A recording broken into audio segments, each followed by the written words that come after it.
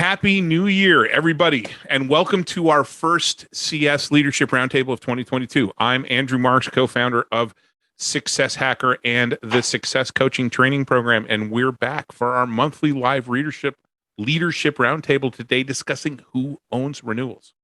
This free learning event is brought to you by Success Coaching, the world leader in customer success professional development training, with more than 11,000 students globally on our platform. Our training programs are available in a variety of formats, from self-paced online learning to virtual instructor-led boot camps. And we're now accepting registrations for our spring hybrid 12-week live coaching programs that are now being offered in conjunction with the University of San Francisco School of Management. Really excited about that partnership. We also have a growing number of standalone courses taught by industry experts, including data-driven decision-making, having difficult conversations, change management for customer success, and what successful managers do, a 12-week management training and coaching program kicking off our new customer success leadership training track. Find out more about our training programs at successcoaching.co. Ashley's going to drop a link in the chat. Now, for those of you that haven't participated in one of these before, this is a live and unscripted discussion where we dig into a single topic that is relevant to customer success leaders.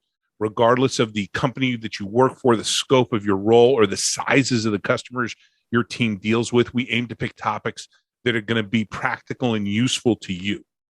We've laid out our Cslr schedule for 2022. So if you're interested in participating as a panelist, all we need is you need to be able to show up and talk and have an opinion about a topic. Ashley's going to drop a link in chat to a brief survey where you can indicate your interest. And the schedule for our upcoming CS Leadership Roundtable events can also be found at successcoaching.co under the events tab. We're going to post a replay of this webinar early next week on our website as usual. Now, there's a lot of thought leadership out there, along with a lot of theories about how to deliver customer success. This series allows us to focus on practical, real-world advice, best practices, techniques, and shared experiences from those that are practicing and leading customer success teams on a daily basis. And to do that, we invite 3 panelists to join me for a roundtable discussion. These are people who are great at their craft, and we ask them to share their experiences and their perspectives. Now, we will be taking questions later on during this webinar, so please use that Q&A button found at the bottom of your screen to ask or upvote a question. Also, please keep all commentary to the chat window. So without further ado, I'd like our panelists to introduce themselves to y'all, talk a bit about who they are and what they do. As usual, in alphabetical order, let's start with Ariel. Great, thanks, Andrew. So my name is Ariel. I'm Senior Director of Customer Success at a company called CentralReach. In my remit, I lead the technical support and customer success departments. I also used to have the account management department, so a little bit of sales mixed in there too. CentralReach is about a $64 million company with 350 employees. We service the ABA industry, so applied behavior analysis. So it's essentially practice management and clinical software for providers that are helping kids with autism. And we work with large enterprise, multi-state practices, all the way down to mom and pop running one single practice. So quite a range of customers that we deal with. I've been doing this for about 20 years, just to date myself a little bit, back to the days of on-premise, up to SaaS. I've done professional services, customer success, a lot of different customer-facing teams that I've run. I've been at large companies like Experian and very small startups in different verticals. So, one thing I always say is that every vertical thinks that its problems and challenges in customer success or other customer-facing functions are unique. But what I found is that the challenges tend to be pretty similar across all verticals. So on this particular topic, I would say that, I'm pretty much on the fence about it, and I'm going to decide in the next couple of minutes which way I want to argue this. But I've run teams that have had customer renewals as well as cross-sell and upsell in their remit. And I've had teams like the one I have now at CentralReach that don't have it. So, I've kind of done it both ways. I can think of good arguments either way. So anyway, that's me. It's really a pleasure to be here. And I think we have a great group. It looks like a lot of people are coming in. So that's fantastic. Thanks, Andrew. Awesome. Thanks, Ariel. Now on to Chelsea. Hello, everyone. Excited to be here. Chelsea Simpson, Director of Customer Success at Augmetics. Just a little bit about Augmetics. Our mission is really to rehumanize the patient and provider experience by offloading all of the documentation requirements that are needed of our healthcare clinicians, which hopefully results in better patient access and reduced provider burnout, especially in these times of COVID. We're on a fast-paced journey at Augmetics. So recently just uplisted to the NASDAQ, which is very exciting. And then from a customer success perspective, we just rebranded at the start of the year as Customer Success, previously as Account Management, which was quite a journey in of itself and going through that as an organization. So needless to say, I do have an opinion on this topic for the most part. A little bit about me. I have 15 years of experience in both sales and account management, 8 years leading sales teams and customer success. Similar to Ariel, I've been in multiple industries and verticals, different sizes and stages of companies.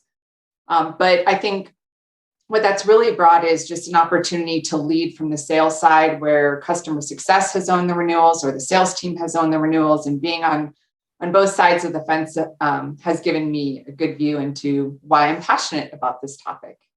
Awesome. Thanks, Chelsea. And also why we're happy to have you here and get your perspective. And last but not least, our friend Chris, returning yet again to provide your usually enlightening and fun perspective on things. Yeah, we'll try to keep it as contrarian as possible to keep it interesting today. But so I'm Chris Hicken. I am co-founder and CEO of User Testing. We are building a suite of products to give customer success and account management people more power and influence in their organizations. I'm heavily influenced by the last company I worked for, User Testing, where again I joined very early as employee number 5. And looks like, we got more user testing in the house here. I joined there as employee number 5, and User Testing went public a couple months ago. So I've user experience is in my blood and in my DNA. I think the future of the customer function is very bright. And to that note, we publish a ton of content. We're one of the most active companies publishing content for CS leaders, CSMs. We very much see eye to eye with Andrew and the team. So thanks for allowing us to continue to team up with you, Andrew. And looking forward to today's discussion. We love having you as a partner. And actually, you said you were founder and CEO of User Testing. You must have User Testing on the brain. It's actually Nuff Said. Founder. Thank you. Founder, CEO of Nuff Said. We are building products for CS people. Before Nuff Said, I was president and COO of User Testing. Here we go.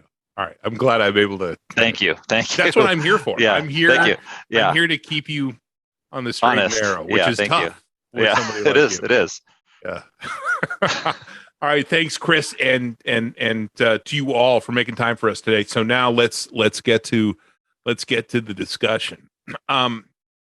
Sometimes the contentious topic, who owns renewals, is a debate that plays out over and over and over again in companies big and small and at various stages of growth, and sometimes multiple times during that journey.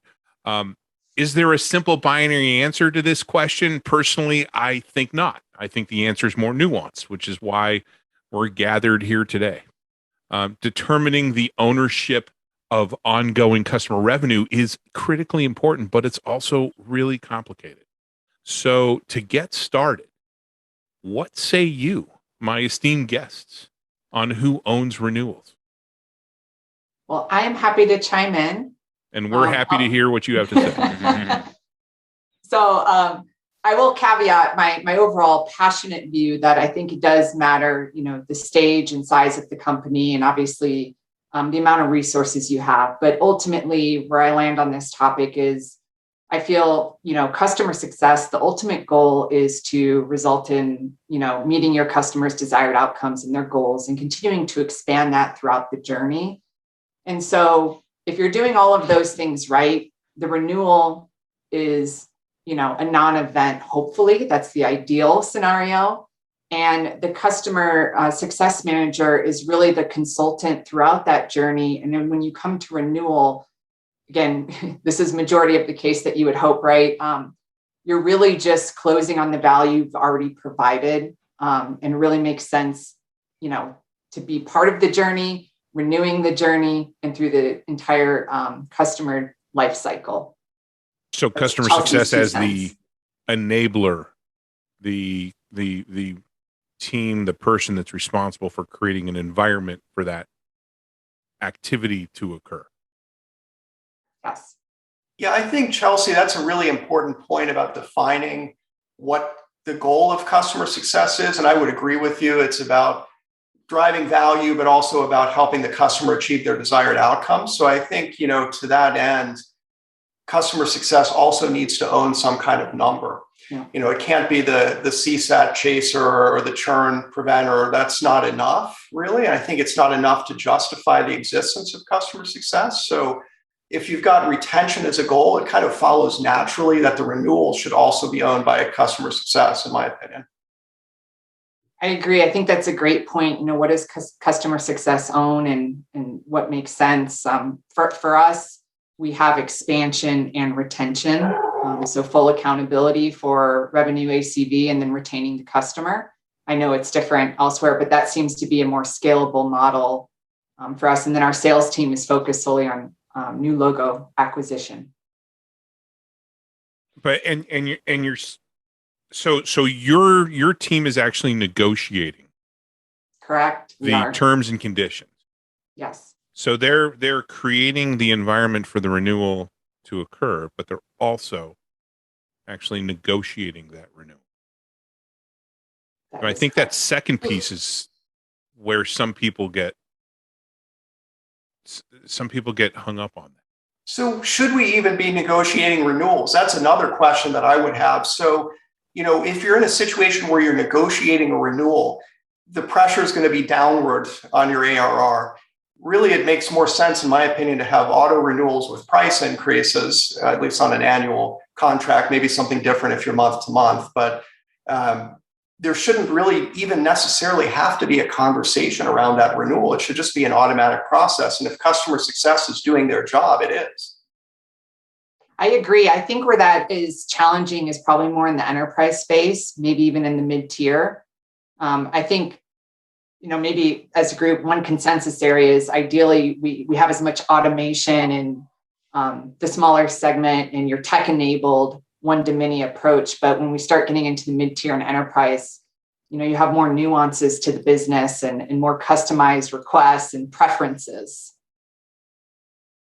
Now, what's a little odd here is Chris has not yet weighed in, so I'm wondering what you're processing there. I want to build on what Ariel said, which is, in my view, if customer success doesn't actually own a number, whether that's gross or net retention, then customer success doesn't own a number that anyone on the executive team cares about. Unfortunately, if you look at a team like customer support, for example, that the customer support team oftentimes, and this is not a bash against the customer support people at all, but it's unfortunately that department is generally undervalued. Salaries tend to be lower. A lot of times companies look to offshore those teams. And so if customer success doesn't own a number, what you start to hear from the CFO is things like, hey, I want you to be more efficient this year, right? I want to see where you can, manage more customers per CSM. You start having those types of conversations with the CFO rather than conversations about how we're going to maximize revenue and growth for the company. So, and on Chelsea's point, I think, Chelsea, your team owns renewals, upsells, and cross-sells, right? Mm-hmm. Correct. So it's interesting. So I think, I said this to Chelsea before the call, but I think the future of CS looks, the head of customer success looks more like Chelsea in the sense of they have broad revenue responsibilities And we're already seeing that, with examples of, for example, Yamini at HubSpot, or Christina recently announced at Logic Monitor, two people that went from CCO to CEO. Both of them have a lot of experience like Christina, like Chelsea, right? So it's deep experience managing and engaging customers, deep experience with revenue retention, growth. And I think I actually think that's the future of CS, is more companies moving revenue responsibility over to customer success. And for companies that move revenue away from customer success, I think we're going to see those companies, we're going to see the chief revenue officer do more work to rebrand themselves as a customer leader. CCO. Yeah, so we're already seeing that. Some CROs have changed their titles to CCO. So I think we'll see more salespeople recognize the power of being a customer leader and try to rebrand themselves that way. Well, but I agree with you, but it's more than just changing the name of your team from account management to customer success, from sales to customer success, right? I've experienced that personally. This oh, well, we're just going to rebrand as customer success. Well, so it's a lot more to that, and it's a whole shift in the mindset. But back to the owning the number piece, I 100% agree. You've got to own. You need to own the number. You want to get taken seriously. You want to get the budget for the things that you want, that you need for your organization. You need to own a number. And guess what? In a growing company, that number is going to quickly outpace the new logo revenue number, right? Sustaining revenue, if you're doing it right, is going to eclipse that new revenue number. And you're going to actually end up owning one of the largest number in the company.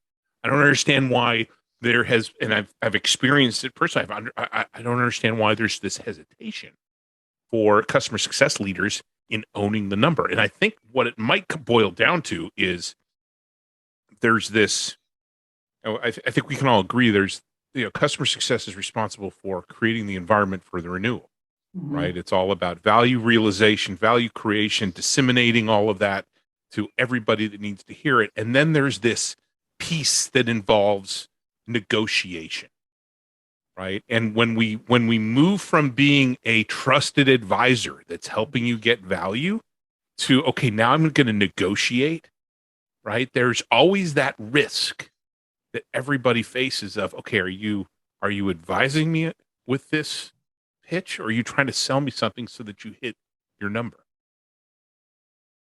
So there's a difference between the renewal and cross-sell, upsell, right? So I think cross-sell and upsell is definitely more of a commercial conversation. But I think to Chelsea's point earlier, the renewal conversation should be fairly easy, and it should be a natural progression of doing the job of customer success. It shouldn't be a contentious conversation if the client is getting value out of the tool. The renewal is a no-brainer, right? I think where you might have some issues if there's some downward pressure on the ARR from the client, but in general, it's a different conversation than cross-sell, upsell. So I don't think, as some people were putting in the chat, I don't think it actually makes your CS team more like an AM team. I think AM can be responsible for the sales part of it, but renewal shouldn't be, in my opinion, looked at as a sale.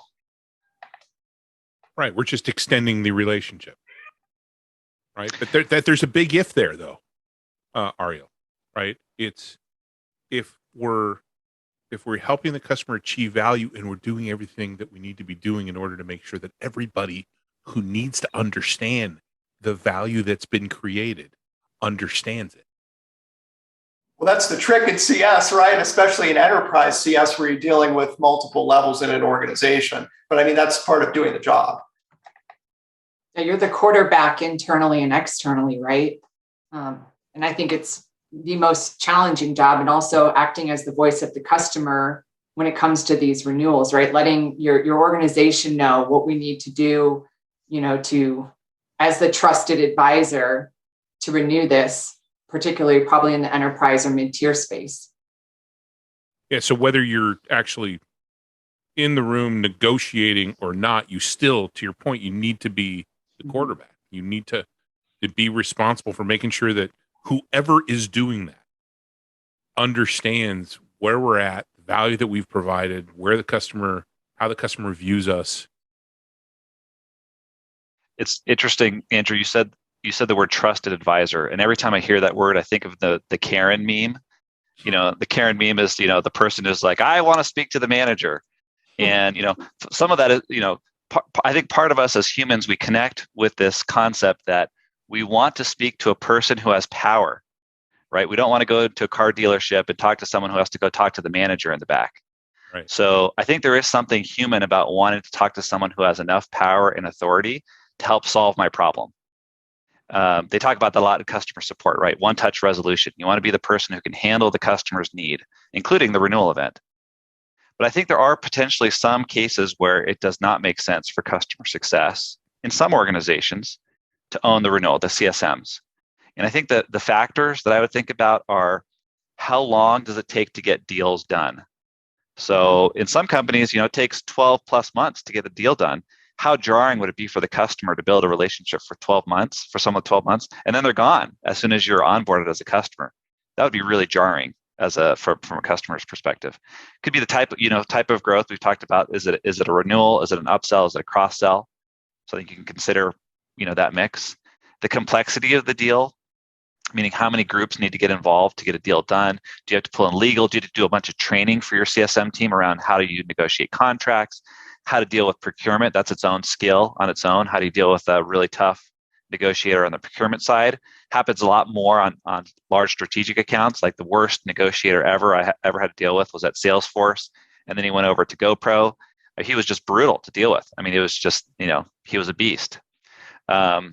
Business and then business segment. So SMB, mid-market, or enterprise. So I think if you look at all these different factors, I think you could make a case for sometimes it makes more sense for an AE or an account manager to actually own the renewal, the upsell, and the cross-sell. I think the question is, of the three different groups that could manage it, it could be an AE, it could be an account manager or a renewals manager, or it could be a CSM. I think, like we said at the very beginning, the most important thing at the end of the day is that CS or the head customer leader owns the number. They're accountable for the number. They get fired if they don't hit the number, or they get a huge bonus if they do hit the number. Can I add a fourth person to that? I think Sure. that the one area we're not talking about, we're talking about the role of the CSM, but as leaders, it might be helpful to share kind of where we view our role as part of the renewal process, because I certainly agree, and I'm seeing a bit in the chat that my goal for my team is to preserve their relationships so that they are a trusted advisor. And there are going to be times where we're going to have difficult conversations as part of a renewal. And so I think it's key that leadership, like myself or others at Augmetics, step in to help preserve that relationship and have, the difficult conversations. I'm going to need to go in the back and get my manager to talk to you about this. Yeah, right, exactly. You don't want the undercoating, so we're going to have to kind of rethink this. Yeah, I would push back a little bit on that, Chelsea. I mean, I know at CentralReach, I've got several layers of management under me, but I don't necessarily want everything when something gets a little contentious to be escalated directly to a manager. I certainly don't want it coming up to me every time there's a contentious conversation, right? So, I mean, there has to be some guideline there about when does it move, because CSMs need to feel empowered to tell customers what they need to hear, not necessarily what they want to hear, right? That's part of the job too. Yep. So I do worry about, what Andrew is saying about go get my manager, right? Well, actually, sorry, there's a whole other factor I totally forgot, which is, what do customers want? Right? We haven't talked about that at all, but what's the best experience for the customer? And why would we care about that? We rarely talk about that. When we're saying who owns, we rarely talk about what does the customer want from their experience. And I think that actually is an important factor in deciding who should own the renewal. I love it. Well, and part of that is, this all boils down to, the answer is it depends. And nobody likes that it depends answer. But there are so many elements. If I have a great relationship, I've had great relationships with customers, asking for renewal and going through that process where they know they're getting value is super. Well, especially in a mid-market SMB, especially sometimes even in the enterprise, depending on depending on who we're dealing with and the kind of value that they're getting. I mean, we're working with some huge enterprises right now, and because they're getting value from our training, that renewal conversation is super simple. There is no, and they're not dealing with the CSM, they're dealing with a co-founder, but still the renewal conversation is super easy because we've demonstrated the value, in the people that need to know that they're getting value, know they're getting value. Yeah, I think that's a good point. I know at Central Reach, we have an account management team, and on enterprise accounts, the line between CSM and account manager gets blurred a lot of the time because the renewals are more complex. But in smaller accounts, I think it's actually jarring to the customer to have other people coming in for something simple as a renewal, which should be a no-brainer that, a CSM should just be able to sign off on it and it goes. Well, and sometimes there's an advantage. Hey, good cop, bad cop thing. Oh, I'm going to bring this other person, right? Well, let me maintain. Once again, it depends. It's so important in order for me to ensure that my customer is getting value and they're listening to me and they're looking at me as that trusted advisor, Karen, meme or not, that trust is there. Right, I've got to maintain that trust, and if I feel like I could damage that, then I shouldn't hesitate bringing somebody else in to help me. I think that comes more from a place of fear and not knowing, maybe not feeling like you have confidence in your negotiating skills. Yeah. Some of the best salespeople I know are the ones that can push really hard on what they want and also build a great relationship. I think actually CSMs are set up to be the best possible salespeople ever because they come from a place of wanting to help, wanting the customer to be successful, and doing that in a way that makes commercial sense for their business. So I actually think CSMs have all of the initial tools that they need to be amazing salespeople. I totally agree. But I don't want, because there are people cringing listening to you, Chris. And not just because of your voice either. They're listening to that and they're like, oh, I didn't want to get into sales. Right. And I agree with you, but I think we need to think about it in a different way, which isn't as cringeworthy. Right. The salespeople are making promises about some future value based off of what other companies have done, what other people have done. Trust me on this, blah, blah, blah, blah, blah. Right? Customer success managers are selling the renewal, the new idea, the new expansion, the new use case based off of reality of what has happened, right? There's evidence of us creating value for you in your organization. So it's no longer a promise to reality jump. It's a reality to the next reality jump. Well, I think I've hired hundreds of sales people in my career and watched them develop. The average salesperson, which when you said I don't want to get into sales, the average salesperson is about maximizing their personal compensation and saying whatever, selling a big vision to the customer to try to get them to buy. Yeah. The best salespeople always come from a place of wanting to help their customer be successful. Full stop. That is the key thing that differentiates the best salespeople from the average person, which is why I think CSMs start from a place where they can be really exceptional at sales, because you're coming from a place of wanting to be helpful and wanting your customers to win. And that was something that I totally agree with you. That's something that way back in my, in the long before times, long before SaaS and even ASP, back in the on-prem enterprise days, just how I approached ensuring that customers were getting value in whatever we were doing. Right, it was definitely part of my ethos. Has always been part of my ethos in my career. Is people need to get value. Plus, I think regardless of who owns the renewal or the cross-sell or the upsell, the CS team should be the biggest lead generation tool. I know it is at Central Reach. We actually provide lots of leads to the account management teams, and the close rate on the CS provided leads is like 75% because they know the customer's the best. So I think it's a kind of sales, even though they're not going out and closing the sales, they're identifying tons of opportunities. Well, they not only do they know the customer's best, they've already proven that they can generate Correct. value. So you're Yep. once again, you're moving from a situation where there was this promise and now we have to make it reality to we've made it a reality. And so we've got evidence to back up this new promise that we're making. And it's evidence that's based on your own, within your world, within your organization. Yeah, I think ideally CSMs are leading with a data-driven model, right? Here's the success, here's the data, the metrics, the KPIs, whatever it is that we align to for those desired outcomes.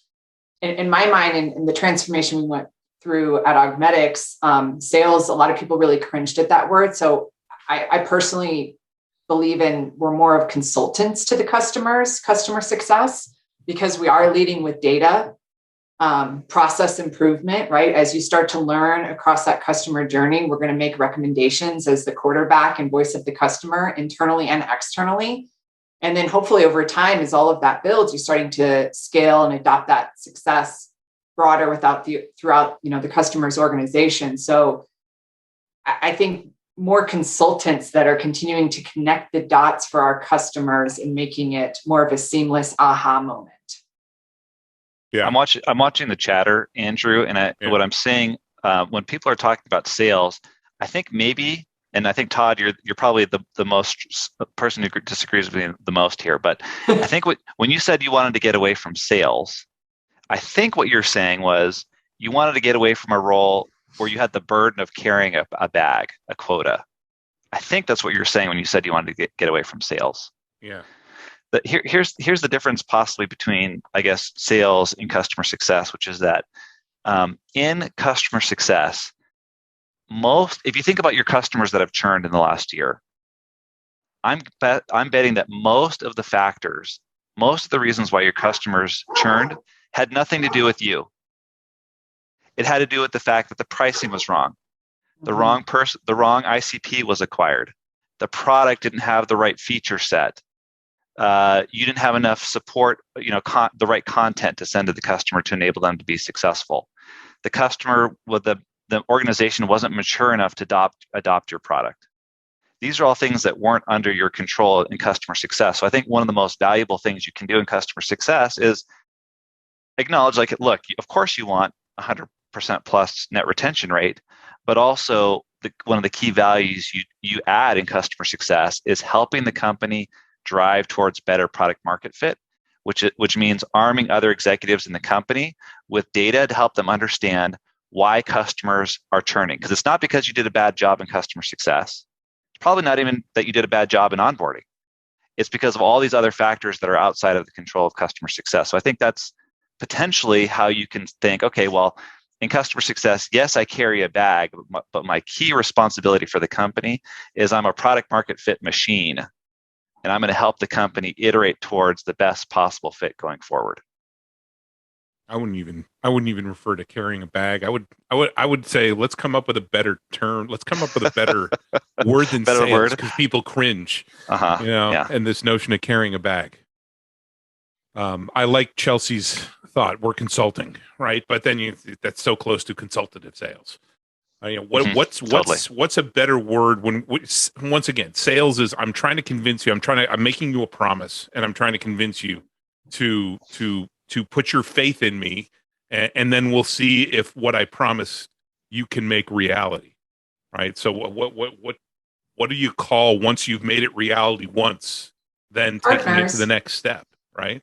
Partnership. I mean, we're partners. There's always give and take in any partnership, right? Which is part of the ongoing dialogue that I respect that customer success has to carry day in and day out with their in the market. So there's a thought.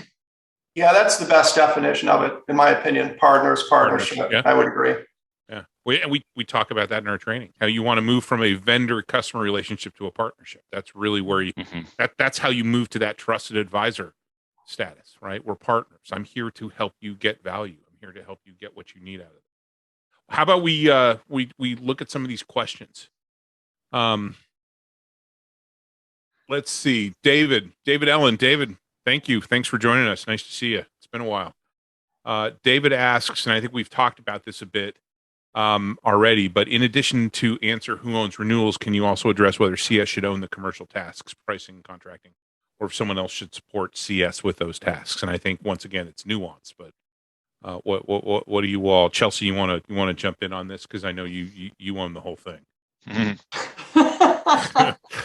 Well, again, it depends on the organization, but I am a believer that, again, you're a partner with the customer and you're really just taking them along through what has hopefully already been a successful journey that's been data driven and KPIs have been met. And so the renewal is a non-event. But if it's not, which we know is ideal state, not reality, I do think there's a place for leadership or other stakeholders at the company to support the customer success team in preserving that relationship. And again, I'm particularly referring to probably enterprise renewals that you're going to be dealing with procurement, people that are more black and white. Maybe your champion isn't going to be there. And so it makes sense to have, director or head of customer success come in. But customer success, without a doubt, is a team activity within an organization. Yep. Ariel, you got anything to add? Yeah, I would actually agree with that. I think it really is in the enterprise space where the organizations are so complex. You're dealing with multiple departments, multiple people. It probably needs to be a team effort, but for smaller, like mid-market and down, it should just be an automatic thing, in my opinion. I agree. You keep saying the automatic thing. I see Angelica, our head of customer success, on the webinar, and she has just been. She wants. Well, you're not allowed to do that to me as a customer success hacker. But. I know she's loving. She's gonna just come back to you and say, "Well, you did say this on the webinar." So I'm just warning you. I'm warning you. We do it at CentralReach. So we have actually going in place this year auto renewals with a price increase for all of our customers, except the very largest enterprise. I mean, I really think it's the way to do it. It's what people expect. If you think about you deal with Salesforce or Gainsight or whoever, it's kind of the way it is. We're planning to do a similar, I just received one for personal software that I use. Hey, here's a reminder of your renewal and here's your price. And yep. I get it all the time. I just did it for PandaDoc. It's like we're afraid to do it in this B2B SaaS world for some reason. Yeah. Among a certain size of company, it's like we're afraid we're going to offend the customers, but we really need to do a better job of doing it. Yeah, well, especially if you have something that is, that your customers are getting value from, right? If you are getting value and they understand the value that they're getting, it should be a non-event. But even if it's not for even beyond the SMB and the mid-market, our enterprise renewal discussions are really straightforward because people are getting value, right? Well, there's a bunch of comments in the chat. So Marisa, Allison, maybe Zach here. There are definitely examples of companies where the renewal is very complex, takes a long time to get the deal done, and the CSM would only spend their time on deals if they were responsible for the commercial part of the relationship. So I think there are cases like this where it makes a lot more sense to have an account manager or an AE handle the commercial part of the relationship while the CSM is building, is making sure the customer's engaging and using the product, getting value.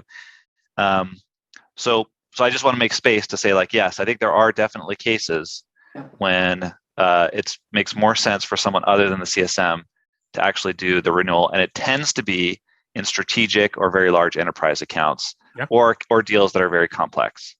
So I think Todd, you're saying something similar as well in the chat. Yeah, we're not saying it's a blanket approach here as the panelists, right? Exactly. I think that's the net of this is yes, right? To all of this, right? Once again, it depends. Mm-hmm. So awesome, David. Thanks for joining us today, and thanks for your question. Next one comes from Sasha. Sasha asks, where does a salesperson / account manager come into play for these discussions, or even a renewals manager? I think we pretty much covered that. Anything else you all want to add beyond it depends in those variables? Yeah, for us, it's because the lines get so blurred in large enterprise deals. We always have an account manager involved along with CS on those renewals. That makes sense. Chelsea, Chris, anything else to add? No, I don't think nothing else to add. All right, awesome. Thank you, Sasha, for the question and joining us today. Danielle asks, is it a slippery slope to have CS responsible for renewals, upsells, etc.? My experience is that customers can be averse to interacting with sales and they view CS managers as their trusted advisor. I'm concerned that if customers feel sold to, they will not want to interact with CS. And that's definitely a risk you take, but I know, Chelsea, you wanted to jump in on this one in particular. Yeah, just because we went through that transformation and friction internally when we had sales and going from account management to customer success. And again, I'm really passionate about, we're not really having to sell. Again, it's a data-driven, outcomes are being met, achieving the customer's goals, and you are still the trusted advisor. But as I think we all landed throughout this conversation, as a partner, and there's going to be give and take. And so I think it's just, there's more to it than being sold to. It's more about value delivery, which of course, hopefully results in, a sale, but leading with value delivery. I would Chris, take that. Ario, you want to add? I'm sorry. I would take that even a step further and say, for cross-sell and upsell, your job as a CSM is to understand how your clients are using the product, right? So if it's like a training issue, they need additional training, or there's a workflow thing that you want to walk them through, that's really not any different than saying, hey, X product that we have solves this need for you. It is sales, but in a way it's not, right? Because you're interacting with them in a different way than like a new business salesperson was. I don't see that as something that would negatively affect necessarily the relationship, depending on how it's approached. All I'll add is just and I'm going to give you a data point of one, which is my experience. And I've bought a lot of software over time, had a lot of CSMs. I way prefer a relationship where my CSM has the power, the commercial power and responsibility, because we can talk terms. I feel like the CSM is on my side. They want me to be successful, but they're also telling me what's commercially available from their company. So I feel like I have a lot more trust with a CSM who is empowered to make these commercial decisions on the account. That's a great point, and that takes us back to what we talked about in the beginning: is what does the customer want, right? So all of these thoughts, all these ideas, all these dependencies and variables go out the window, if you have that type of relationship, right? And that's something that the CSM needs to be able to gauge, or the CSM management needs to be able to gauge.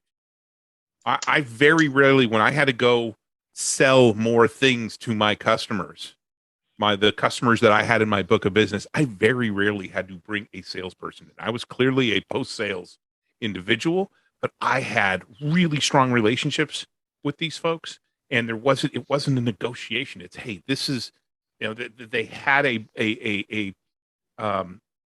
that basis of experience with me. And they trusted me because I created that trust advisor relationship, and going to them and saying, hey, it's going to cost X. It was a none of it. Yeah. And usually, in those scenarios, which I think is ideal, they're kind of giving you the inside scoop, right? Here's probably where we're going to land, and where do you think you guys can land? And then when you go to the meeting, you've set each other up because you're partners, right? Yeah. They want you to be successful. You want them to be successful. Exactly. Several questions have come into the chat around compensation for CSMs. This Friday, I'm hosting a compensation negotiation training for CSMs. Of course you We're using some data from Thrive Network on what CSMs are actually making. So you'll learn a lot about what your peers are making, how things that you can do to drive up your compensation. We also talk a little bit about equity as well. So just heads up on that. And that's dropped in the chat. Awesome. Thank you. Danielle, thank you for the question. Chelsea, if you could just hit the little done button that you got on Danielle's question. Awesome. All right. Our next question actually comes from LinkedIn Live. For those of you that are listening in or watching us on LinkedIn Live, you can ask questions. We do have somebody monitoring it. From Hitesh. Hitesh, thanks for the question. I've just moved into a new role called Customer Success Executive with Red Hat, also a customer of where I will be having renewal and expansion responsibilities. It is a more rewarding position monetarily compared to a CSM position. I would like to know your thoughts on how should we transition into this role where we need to conduct some commercial discussions with the customer. I think we just kind of talked about that a little bit. I mean, those conversations should just come naturally if you're doing the job as a CSM. I mean, you're going to know what these customers need, among your product set. So I don't see it necessarily as a sales, like a prospecting conversation. It's more of just a conversation around, okay, you're doing X, you're trying to get to this point, right? And this is what you need to get to that point to get maximum value. So those commercial conversations will just kind of happen naturally. One of the things we did when the team learned that they were going to go from not having a responsibility or a quota to having expansion and retention, and this is just a natural point for me to share this, but we introduced success coaching to the team because it was really having to do a mind shift, and having outside opinions or a viewpoint was really helpful, and took the success coaching as part of the overall, evolution of our team. And to the point from the person on LinkedIn, the feedback we received in our performance reviews is that this was much more rewarding than our previous role, and actually seeing the success not only come from results and quota, but in their paycheck as well. But I think you have to keep in mind, providing the training, the tools, and the resources for your team if you are going to make a shift like that. Awesome. Thanks for the plug there. That was not planned. It was not planned. Do appreciate that, Chelsea.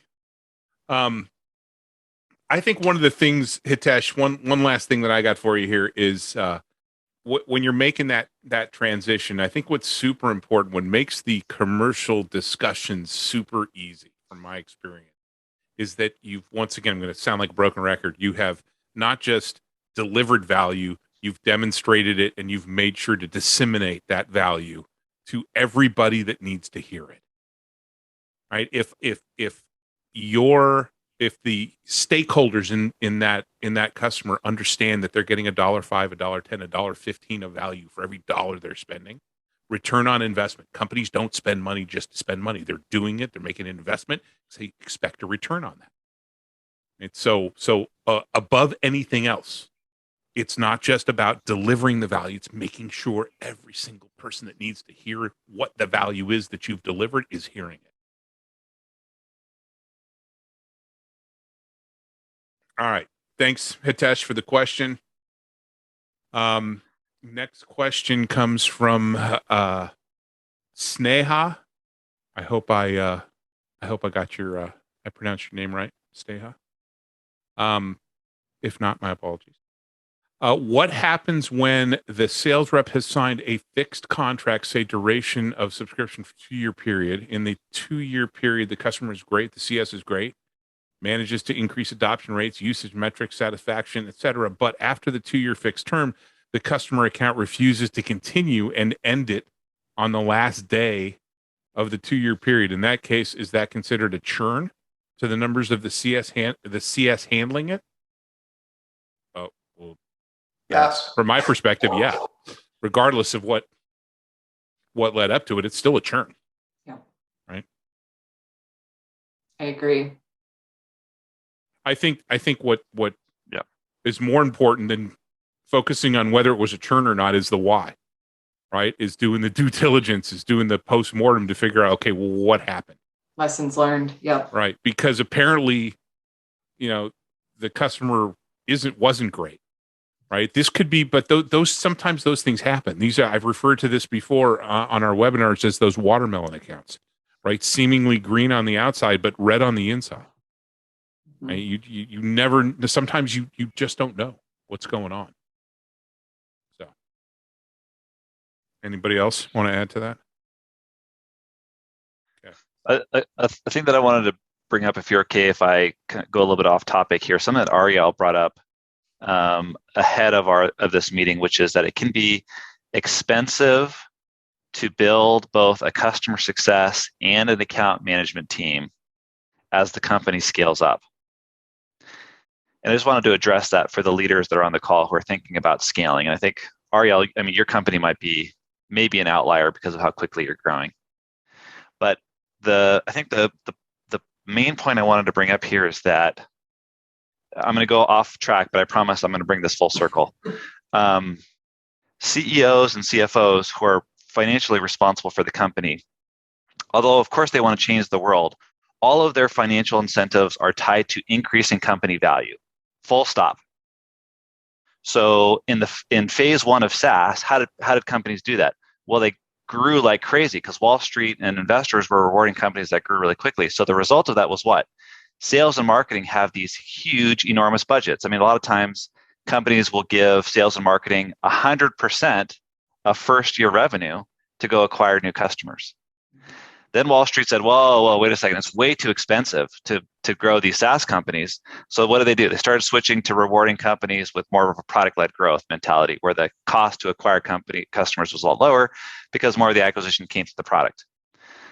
Now we're at a new stage where investors, Wall Street, private equity, VC, they are looking at retention rate as the key metric for product market fit. In fact, I recently looked at a bunch of 10Qs, and 9 out of 10 public SaaS companies are reporting their retention rates in their SEC filings. It's crazy. So investors now have gotten smart about this. And so now everyone's saying, okay, if I'm going to improve the value of my company, I have to improve my conversion rate. Bessemer posted a study on the correlation between retention rate and enterprise value. And the analysis showed that about half of that correlation came from the retention rate. And on average, a 1% improvement in net retention equaled a 0.7x increase in company value. So that means a 3 percentage point improvement in net retention doubled the value of your company. Mm-hmm. So let me ask you this. I saw that report. So Byron Dieter put that out. Exactly. So if you're the CCO and you say, look, in Ariel's case, look, CFO, I need $1 million in headcount. My company's worth $1 billion. I need $1 million in additional headcount to grow my account management team faster. The result of this is I'm going to drive up our net retention by 3 points. That will allow our company to go from being worth $1 billion to $2 billion. Where else can the CFO spend $1 million to drive $1 billion in company value? So the reason why I'm bringing this full circle is it's important that customer success sets itself up in a position where, rather than talking about one CSM per $2 million in revenue, or, I'm going to increase the retention rate by 3%, which would be $4 million in sales. No, the thing that the CEO cares about, the thing that the CFO cares about is company value. Mm-hmm. Orient your team, orient your job, orient your results to company value, because honestly, right now, it's the number one easiest thing that a company can do to drive up its overall value, drive up the net retention rate. So even if it feels like a large investment, the payoff in company value is enormous. You want to get budget, own a number. And tie it to company value. Tie it to company value. Got it. Good job. Love it. Jessica has a question. Jessica, thanks for joining us. Thanks for the question.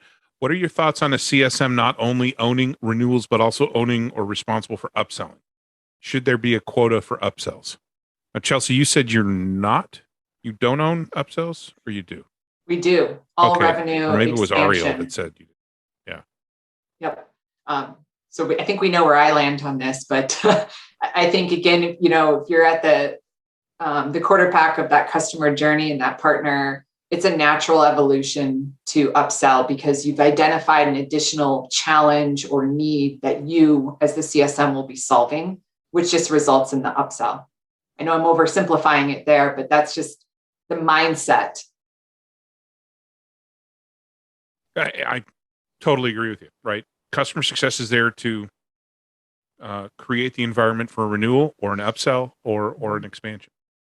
And there's no better person, once again, to explain the value that the customer is going to get than the person who got them value previously. Exactly. Well, you trusted me here and I got you value. So now I want you to trust me in this new thing. And you're actually, I mean, talk about a strong negotiating position to be in, right?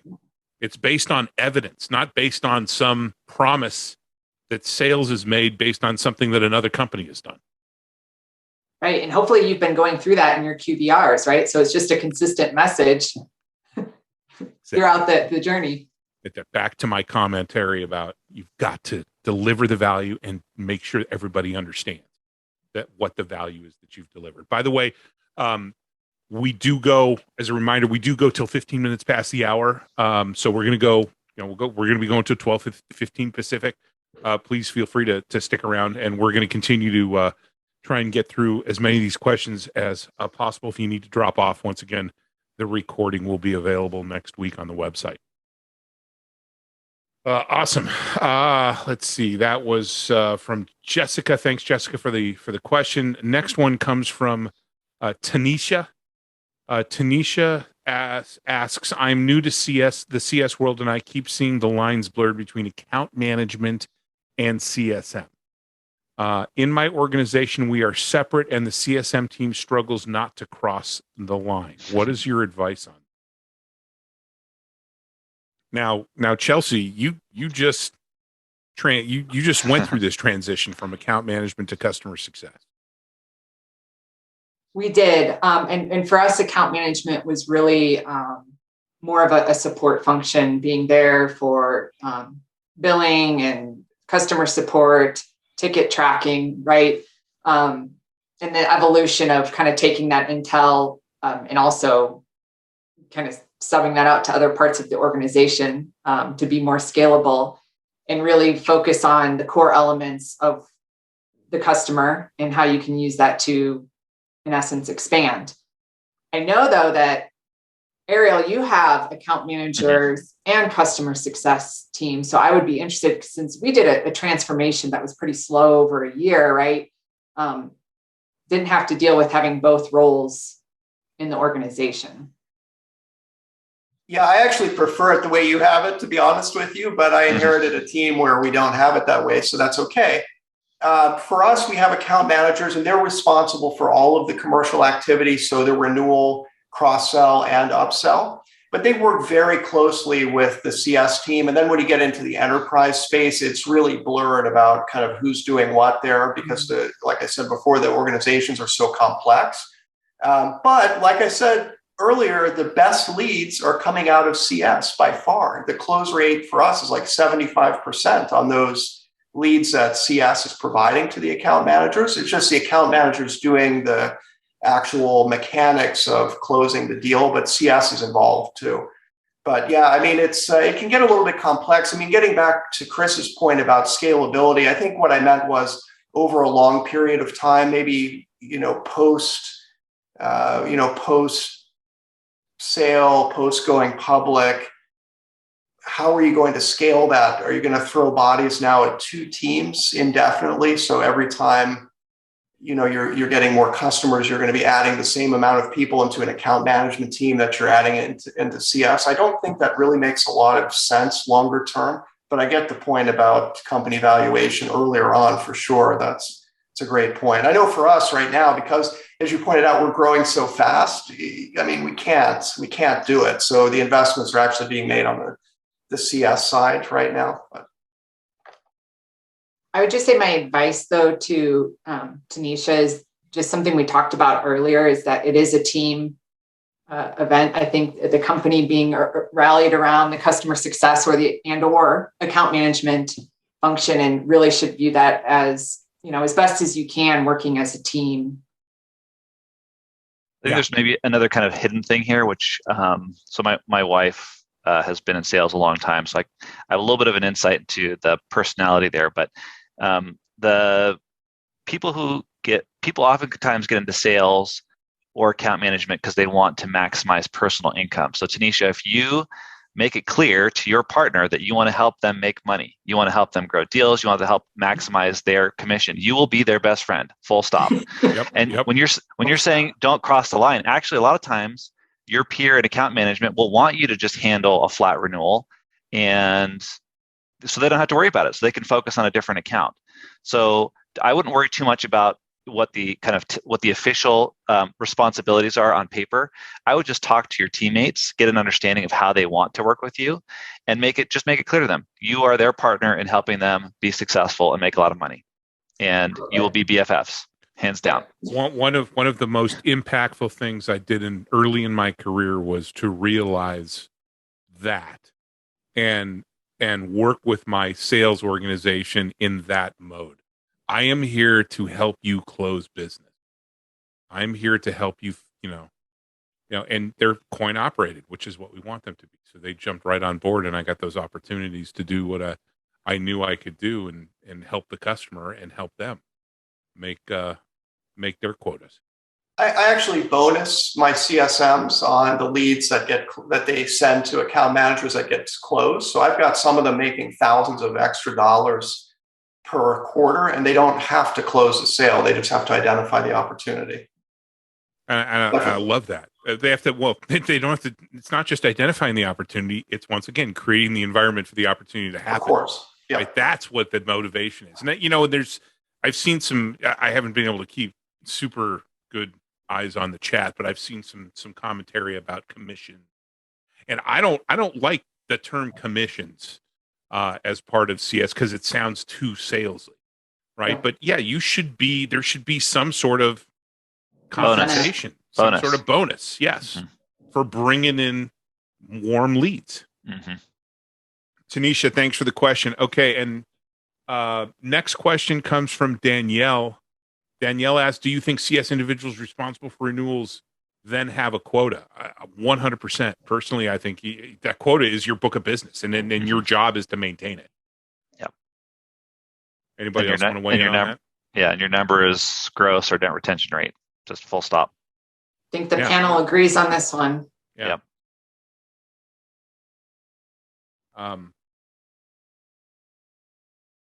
Let's see.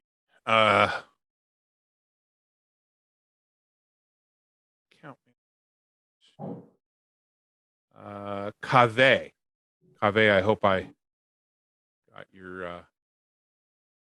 pronounce your name right. At my company, we don't have any account managers. We have sales, customer success, and consulting for our renewals.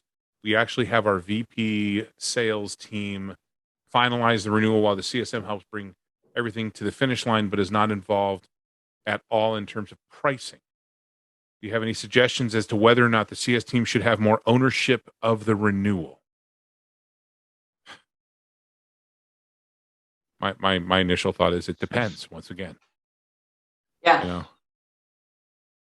In general, the CS team will have more power and influence and the ability to drive things that matter to the customer if the CSM team owns the number. Yeah. So it's up to your CS leader to decide what they want to own. Awesome. Anybody else want to weigh in on that? And I did get his name. I did pronounce it. Alex, thanks for joining us. Alex asks, so I'm leaning towards CSM owning everything post first sale.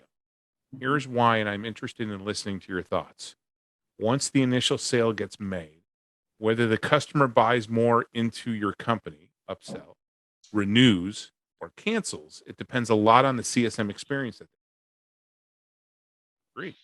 And so if the CSM is the point of contact that heavily dictates a user journey after being sold, they should be the ones that work on it.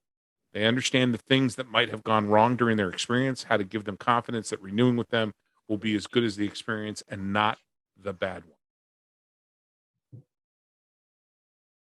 I think that's I give a thumbs up. Yeah. Yep.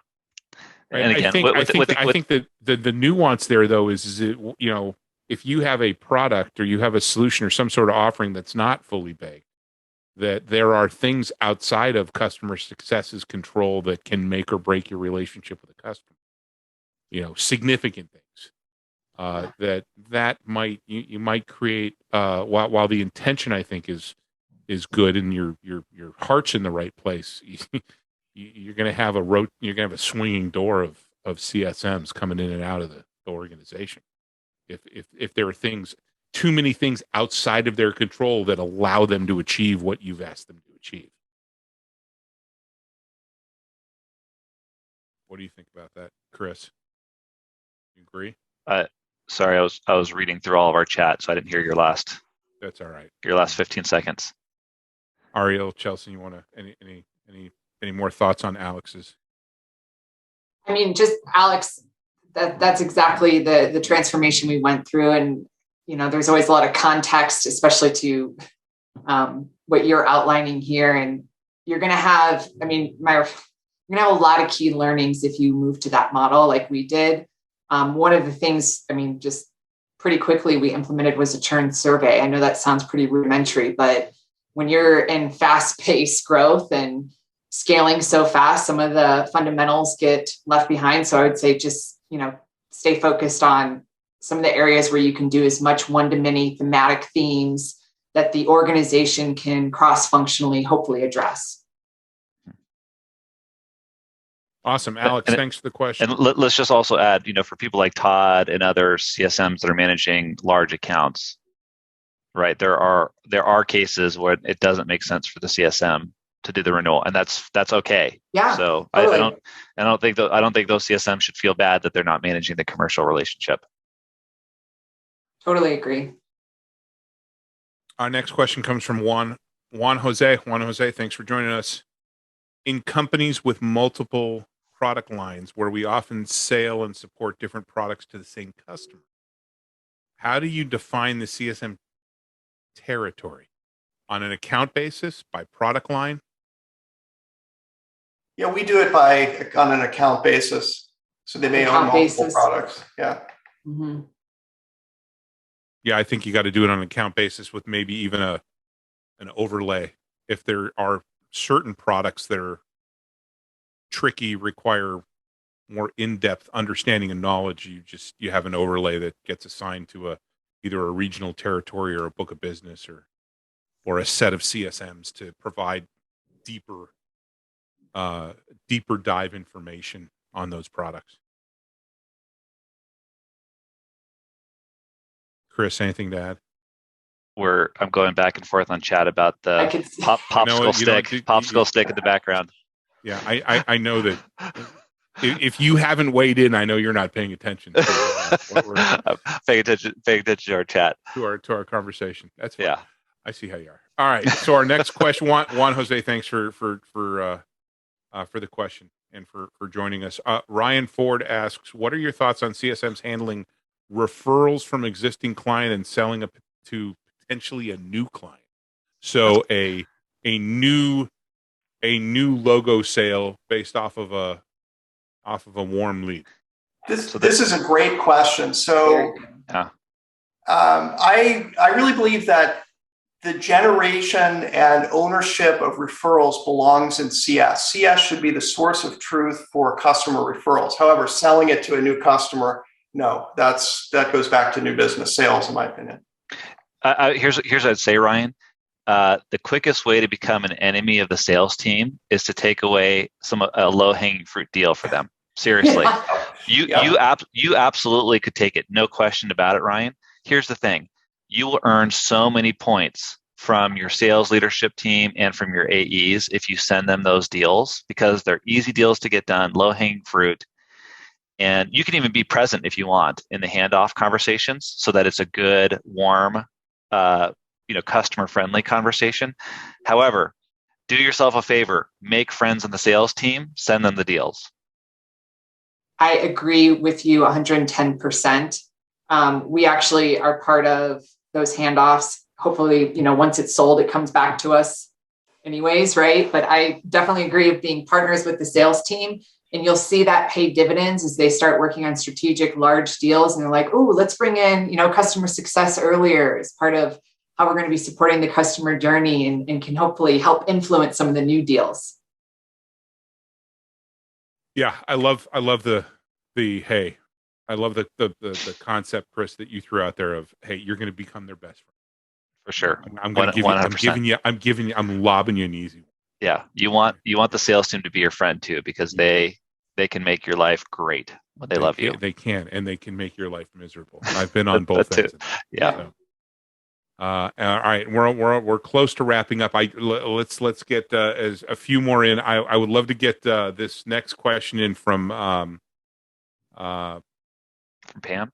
From Pam, who I'm going to probably see tomorrow on our GGR call. So I want to make sure that we have a chance to answer a question. Just an idea that this CS sales skills, renewals, and upsells may be a great specific course to offer. It will help the industry see it. Oh, this was more of a I'm sorry, this is more of a comment. But yes, Pam, I agree with you. And we have sales CS skills kind of smattered around our content. So, we have some consultative, we have active listening, we have some courses on open-ended questions and negotiation skills. We just don't have a whole track on, a specific track that says, hey, if you're going to sell, do this. But they're scattered about our content. Samantha, on your question, it's rare that CS gets paid on individual renewals. What's much more common is CSMs get a bonus based on the net or gross retention rate at the end of the quarter. I'd say that probably 80% of the time. Here's another question from Jessica, and once again, the term quota. I don't know. I'm not a fan of using the term quota in customer success because it's not really a quota; it's your book of business, right? And so, but Jessica asks, does tying a quota to upsells make you more aggressive from the sales standpoint, and does that negatively impact your relationship with customers if they sense that, especially if that is a new role for the CSM at your organization? I mean, it can, but right? Well, here's the thing. One of my best CSMs used to just go up to their customers directly and say, look, part of my job is seeing if I could get other people in your organization to also use the product. So would you be willing to help me out and make some introductions? If you've built a good relationship with the customer, you'll get 2 or 3 intros every time that you ask. So it doesn't have to hurt the relationship at all. It's just how you handle the communication. And I think you can even own it. Just say, look, I'm not trying to be salesy here, but part of my job is growing the account. So would you be willing to help me out? Awesome. All right. I think we're at the end of this. So I think it went well. It was a great conversation. We got some great questions, some great answers, but it's not what I think. It's what all of you think. So please let us know by posting your feedback on LinkedIn and tagging us. I want to thank my amazing panel of guests for spending the time with us today, as well as our prep call on Monday. We all very much appreciate you making the time in your busy schedules to provide the insights and best practices that you shared. One final note, great CS leaders know that they don't have all the answers, but they know where to get them. And that's why we created the CS Leadership Roundtable, to harness the knowledge and experience of the community to help improve everyone. So once again, we hope that you got something out of this discussion, and we will see you at our next event on February 9th, when we'll be talking about how to educate your organization about the customer success mission with Andre Vanderbroek, Michael Redboard, and Peter Armley joining me. So check out successcoaching.co to find out more and to sign up. Until we see you again, have a great rest of your day, week, and month. Stay safe and stay healthy, everyone.